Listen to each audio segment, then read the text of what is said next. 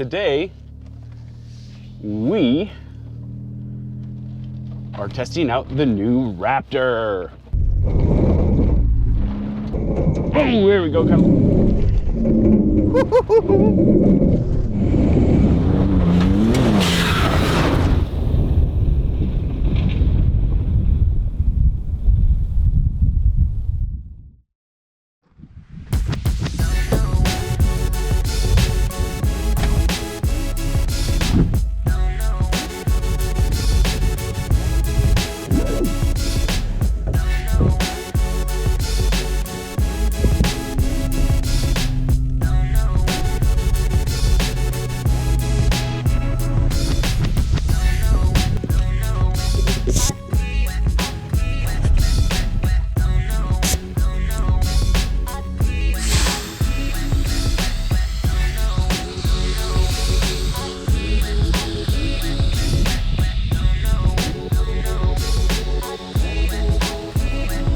So we're gonna wait for that morph plate to work.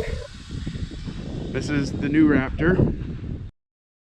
So I've been getting a lot of shit lately, and I totally get it. It's probably well warranted that why did you sell your Ram? We loved your Ram. It was awesome, one of a kind. I know, blah, blah, blah. I love my Ram. Don't think that I don't. That was one of the hardest decisions of selling a vehicle that I probably ever had. I used to have a 2002 WRX that was very difficult as well to get rid of. The Ram was harder because it had some history to it. Not only did I have some history with it, I made films, I made a TV show with it, all that good stuff. However, I have some ideas for where I want Rogue Element to go. It didn't fit. It was getting up there in mileage. I drive between 30 to, roughly 20 to 30,000 miles a year because of the business I own and because of doing all this stuff. I wanted speed. I missed speed, period. Plain and simple. The Ram wasn't that fast. I mean, it had a lot of torque. It would get up and move. I didn't have the 7 to 8 grand to put on the baddest suspension, which I wanted to go with the Thurin. Stage 5, which I was able to see out in the desert in Death Valley with Mike Key and my buddy Doug. They were incredible. However, that money that we have, because we are a small grassroots type of company, we don't have a lot of money. All of that money has to go into content. So I'm willing to cut corners in certain things. A suspension is not one of those corners I'm willing to cut. I want to have the best suspension that I can. The Raptor is pretty badass out of the gate, but it doesn't cost me that much money to make it even better. I've had a lot of issues with this Raptor already. I've only owned it for 2 months. The first month it was almost in the shop the whole time. I needed a new steering rack. At 18,000 miles, it already went out. I've had to fix the previous owner's mistakes and the shitty shops that he used with bad welds and everything else. I've got all that dialed in. I have one more thing to do, and then it's back home tomorrow. And the next 2 weeks, we'll be completely changing how this thing looks and performs. Adding a tuner, gonna upgrade the suspension. I'm getting rid of the chase rack on the rear that you see now. I'm putting a bed rack in. We're gonna obviously put a rooftop tent on because that's what we do. And as many people are saying, oh, don't be a pussy, sleep on the ground. That's fine. I love the luxury of the rooftop tent. It's nice. My kids love it. I'll be able to fit the whole family in it. We'll be able to go out and do our thing, stay dry, stay warm. I still do tent camp every once in a while on the ground, especially when I hunt. But for right now, I wanted luxury in this, and that's where I'm going with it.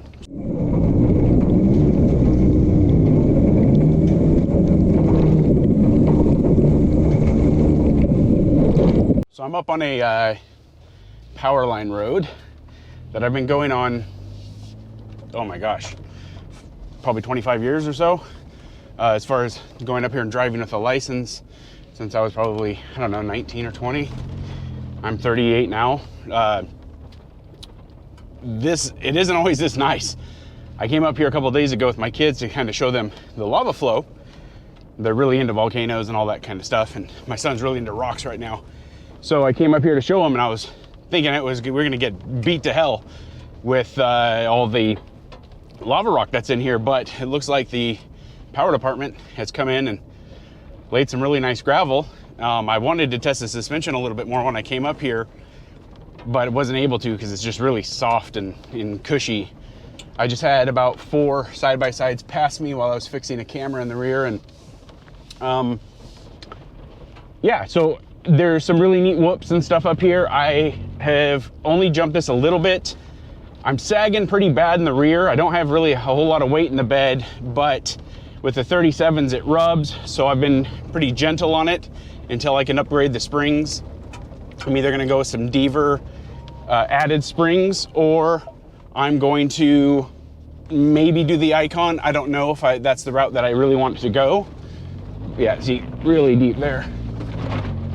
Either way, what the hell, do we have a hiker? Power guy. Speaking of power guys, we're gonna pass one here in just a second. Anyways, yeah, I'm not sure if this is the route that I want to go, but we're gonna try that. Obviously, I don't want to lift it. This is leveled. I bought it. It had a spacer kit in the front. I'm taking that out.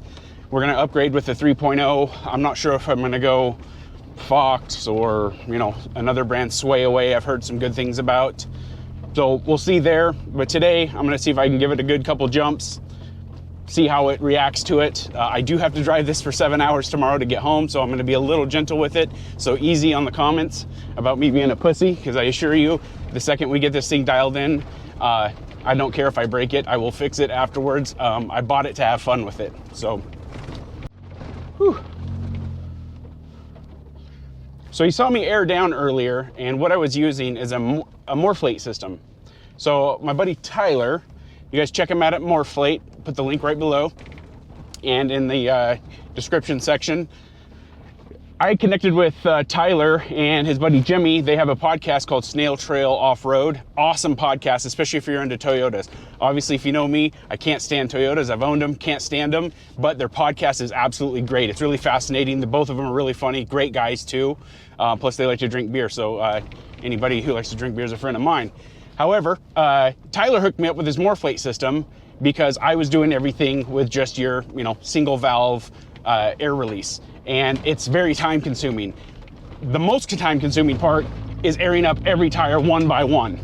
And I'm able to go all the way down to about 15 to 20 pounds of pressure in my 37s. Even on my Ram, it was the same.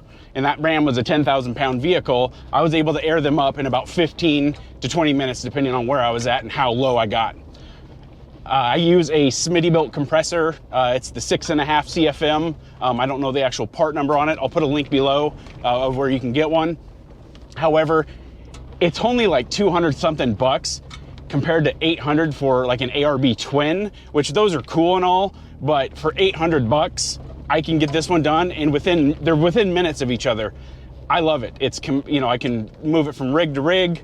Yes, it's not, you know, bolted on the truck, which is convenient and that's fun and all, but that's not, you know, it's just a couple minutes extra for me. If I've got to set it up and pop my hood open, I'll probably end up hardwiring it in somewhere.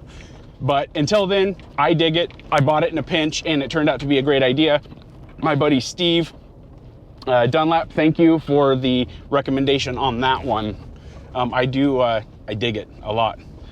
And now we can start picking up a little bit of speed here.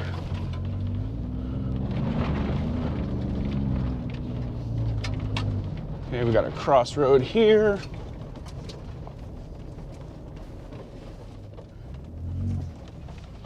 Whew. That's a little steeper than I thought it was. Maybe not.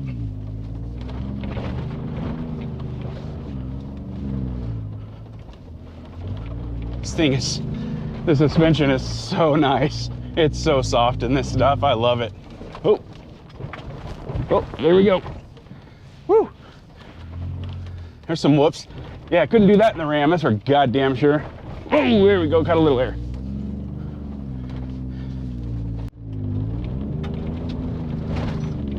Going up a pretty steep grade here. Took it no problem, 2-wheel drive. Haven't even put it in fourth yet. And it feels like I have an issue with my 4-wheel drive. I had it in the other day and it keeps clunking, and I don't know if it's just one of those things where it only works when it feels like it, but 4 high should be working all the time. And it feels like it's like either being selective or it's like trying to grab and it's not grabbing. I'm not sure yet, so I'm gonna actually take it in when I get back, since I still have warranty on it. Kind of check out what's going on there. It is hot. And I'm doing all this with my air conditioning on, so I know I'm losing a little bit of power, but there's so much power even with my tune not being on right now, because I had to reflash it and somebody stole my tuner to retune it. I'm still at stock horse. Well, I'm a little past stock horsepower with my exhaust and intake and all that good shit, but still has plenty of power to do what you need it to on these trails. Obviously, if I was flat out balls of the wall on the dunes or something, I would want that extra little bit of horsepower, but here it's great.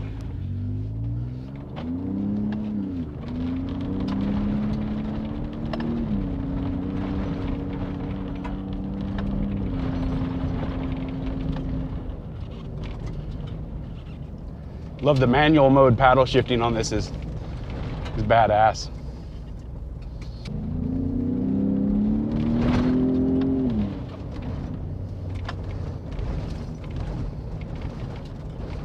I mean, to get to 60, boom, even on gravel roads, it's just there.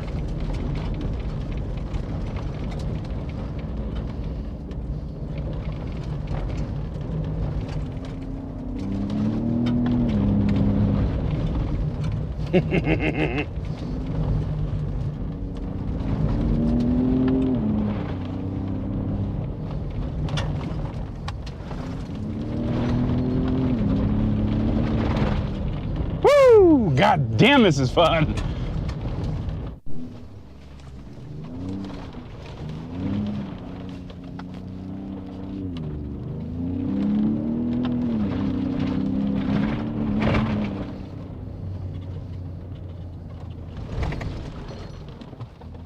Whew, I'd have taken out a taken out a pumpkin. Oh shit.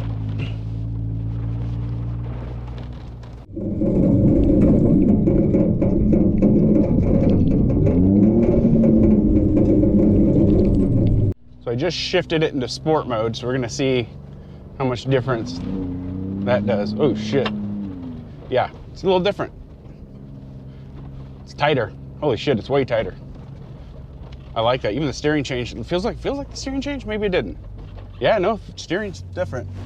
Holy shit, that's cool. I dig it.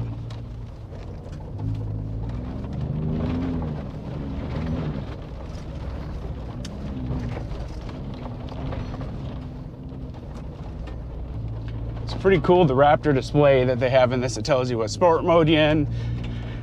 You can go into an off-road setting. It shows you angles, power distribution. It's very informative. It's good to know. Like, I'm kind of a tech geeky when it comes to that type of stuff. It really fascinates me on whew, that sharp corner.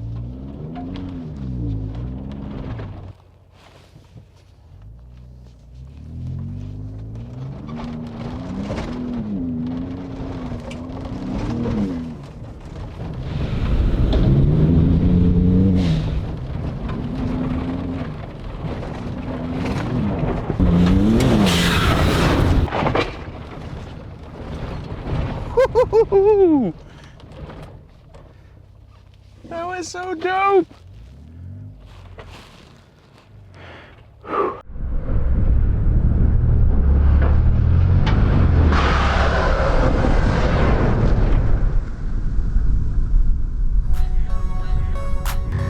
More food going.